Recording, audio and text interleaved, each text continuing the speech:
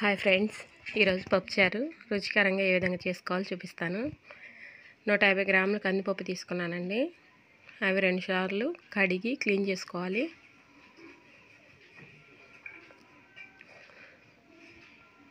పప్పు కడిగేసుకుంటున్నాను. ఇప్పుడు శుభ్రంగా కడిగేసి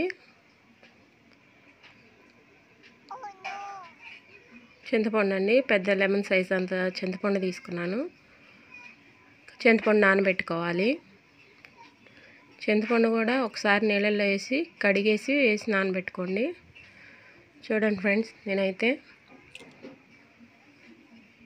పప్పు కడిగేసి ఒక పావు గంట ఆయిల్ వేసాను.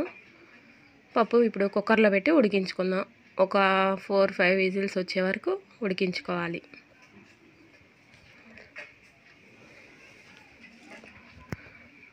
పప్పు ఉడికేలోపు చింతపండు నానే అంత అయిపోయేలోపు నేను ఆనియన్స్, టమాటాస్ ఇవన్నీ కట్ చేసుకున్నాను. అందుకు కావాల్సినవి ఒక టమాటా, 2 ఉల్లిపాయలు, కొంచెం కరివేపాకు, కొత్తిమీర, 1 స్పూన్ కారం, ఆయిల్. పప్పు మెత్తగా రుబ్బుకోవాలి. ఉడికించుకున్న పప్పులో కొంచెం కల్లుప్పు వేసుకొని రుబ్బుకుంటున్నానండి. ఏ విధంగా రుబ్బుకోవాలి మెత్తగా. పులుసు మనం ఇందాక చింతపండు నానబెట్టుకున్నాం కదా, పప్పుకు ఈ సరిపడా మనం చిక్కగా కావాలంటే చిక్కగా, కొంచెం పలుచగా కావాలంటే అట్లా మనకి సరిపడినంత వాటర్ వేసుకొని పులుసు కలుపుకోవాలి.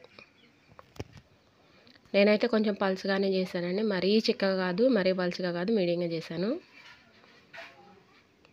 సరిపడిన ఆయిల్ పోసుకొని ఇప్పుడు గిన్నె స్టవ్ మీద పెట్టుకొని ఒక గిన్నె పెట్టుకున్నాను పప్పుచారు తాలింపు వేసుకోవడానికి.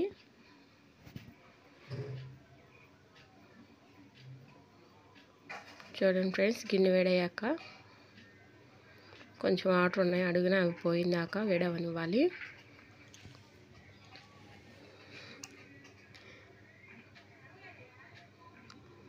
ఫ్రెండ్స్, మాకైతే చాలా వర్షం పడుతుంది ఫ్రెండ్స్.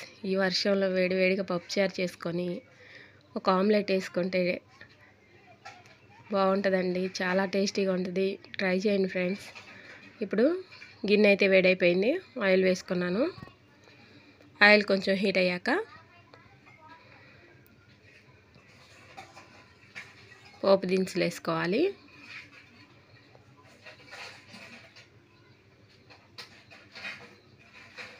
ఆయిల్ అయితే హీట్ అయిపోయింది. ఇప్పుడు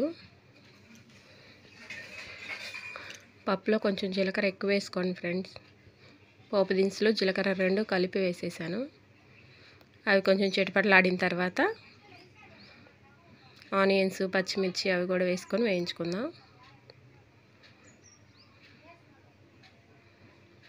చూడండి ఫ్రెండ్స్, ఆ విధంగా ఆవాలు పచ్చిగా ఉండకుండా చిటపటలాడాలి, అప్పుడు వేగినట్లు. చూడండి, ఈ విధంగా వేయించుకోవాలి.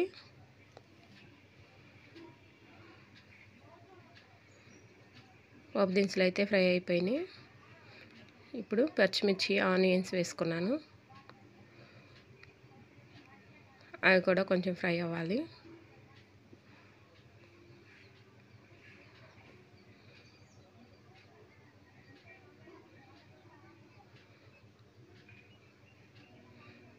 పప్పులో మనం తాలింపు వేసుకునేటప్పుడు 2-3 చిన్నులపాయ రెమ్మలు దంచి వేసుకుంటే టేస్ట్ చాలా మంచి స్మెల్ వస్తుంది, టేస్ట్ బాగుంటుందండి. ట్రై చేయండి ఒకసారి. ఈ విధంగా ఆనియన్స్, పచ్చిమిర్చి వేయించుకున్న తర్వాత కరివేపాకు కొంచెం మరింత వేసుకోండి, మంచి స్మెల్ వస్తుంది. పప్పుచారుకి టేస్ట్ ఇవేనండి. వెల్లుల్లి, కరివేపాకు వేసుకుంటే టేస్ట్ మంచిగా ఉంటుంది, స్మెల్ బాగుంటుంది, టేస్ట్ కూడా చాలా బాగా వస్తుంది. ఇప్పుడు ఆనియన్స్ ఫ్రై అయిపోయినాక కరివేపాకు వేసుకుందాం. టమాటాస్, కరివేపాకు, దంచి పెట్టుకున్నాను, వెల్లుల్లి కూడా, ఇవన్నీ వేసుకొని టమాటా కూడా మెత్తగా ఉడికే వరకు వేయించుకోవాలి.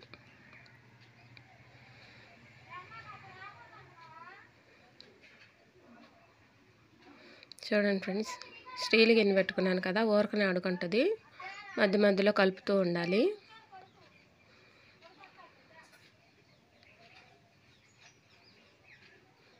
కరివేపాకు వేసుకుంటున్నాం. నేను ఒకవైపు వీడియో తీస్తూ కరివేపాకు తీయడానికి కొంచెం ఇబ్బంది అయింది ఫ్రెండ్స్. చూడండి, కరివేపాకు తీసేసుకున్నాను. ఫ్రెష్ కరివేపాకు వేసుకున్నానండి స్మెల్ కోసం. కళ్ళకు కూడా చాలా మంచిది కరివేపాకు. ప్రతి కూరలో వాడండి. పిల్లలు తీసి పారవేయకుండా తినేటట్లు ట్రై చేయండి ఫ్రెండ్స్. ఇప్పుడు చిన్న చిన్న పిల్లలకు కూడా స్పెట్స్ వచ్చేస్తున్నాయి కాబట్టి ప్రతి కర్రీలో మనం తినే ప్రతి వాటిలో కరివేపాకు యూజ్ చేసుకుంటే మంచిది. నేనైతే ఎక్కువ చేసే కర్రీస్ అన్నిట్లో కరివేపాకు వాడతాను వీలైనంత వరకు. టమాటాస్ అయితే మెత్తగా అయిపోయినాయి, ఫ్రై అయిపోయినాయి.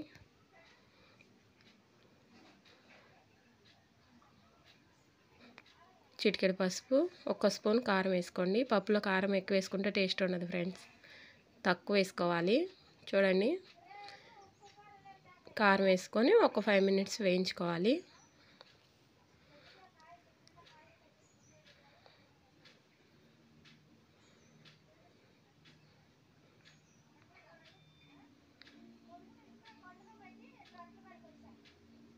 మనం ముందు కలిపెట్టిన పప్పు కూడా వాటర్ కలిపి చింతపండు పులుసు పోసుకున్నాం కదా, అవి కూడా మొత్తం తాలింపులో పోసేసుకోవాలి.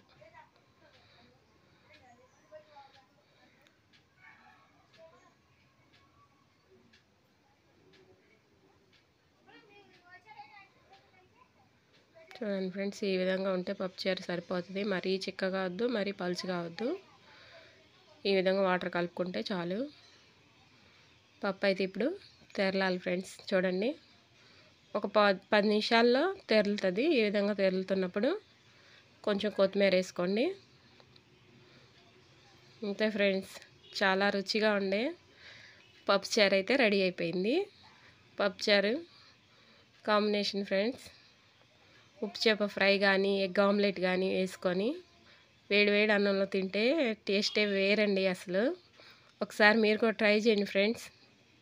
ఈ విధంగా పప్పుచారు చేయండి, ఎంత రుచికరంగా ఉంటుంది. ట్రై చేయండి. Thank you friends.